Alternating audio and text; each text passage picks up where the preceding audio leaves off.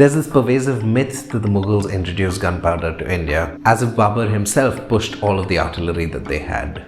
Actually, however, gunpowder and artillery have been around in India and particularly in the Deccan since the late 1400s. So how did they get there? Who brought them there? And what did it mean for the people living in the Deccan? Aside from a painful death, of course. Let's take a look at the evidence. Forts at Kalyana, Bidar and Raichur have gun ports in them, and these forts were constructed between 1461 and 1482. And if you don't have guns, gun ports are kind of useless. Let's file this as Exhibit A. Exhibit B.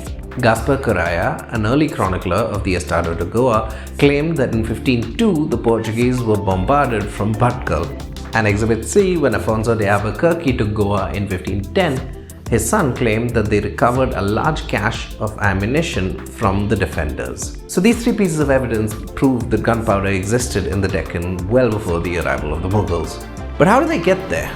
According to Eaton and Wagner, the most likely source for gunpowder technology was from the Mamluk sultans in Egypt. We know that they had close trade relations with the Bahmanis and they also had access to gunpowder technology. Moreover, the cannons that were found in the Deccan during this period closely resemble the cannons that were confiscated by the Ottomans from the Mamluk sultans in the 15th and 16th century. One more thing, when the Portuguese captured Goa, they found that the Bijapuris had set up a little gun-making foundry over there. In fact, Albuquerque was so impressed by the gunsmiths of Goa that he compared them to the Bohemians, who were the best at guncraft at the time, and also sent a gunsmith from Goa to Portugal so that the Portuguese could learn from the Bijapuris. So now that we know that the cannons existed in the Deccan and we know where they came from, the next step, I suppose, is to get to the part where people blow each other's brains up. Well, it wasn't always the case that the people who had the guns ended up on the winning side of a battle. Let's take a look at the Battle of Raichur, where the Vijayanagara forces wanted to take the fort at Raichur, but the Bijapuris felt otherwise. Despite the Bijapuris having guns at the fort, they were placed at inflexible locations, which allowed the Vijayanagara attackers to sort of stroll right under them and attack the fort with crowbars. The guns were all fixed to the same angle, which meant that they fired at exactly the same location, which, as you can imagine, would be quite easy to dodge.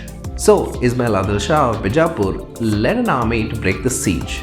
Krishnadevaraya, who at this point was of course the ruler of the Vijayanagara Empire, suspended the siege and moved his army to meet the oncoming Bijapuri forces at the Krishna river. They fired their cannon all at once, which meant that they had to reload all at once, and the Vijayanagara troops could enter their lines and a rout ensued. The Bijapuris would, however, learn from this incident and make better use of gunpowder in the future, both offensively and defensively. The first thing they did was improve the mobility of their guns, and to do this, they attached a trunnion to the barrel of a gun, which allowed it to be raised and lowered as needed. This effectively allowed them to change the angle of fire vertically.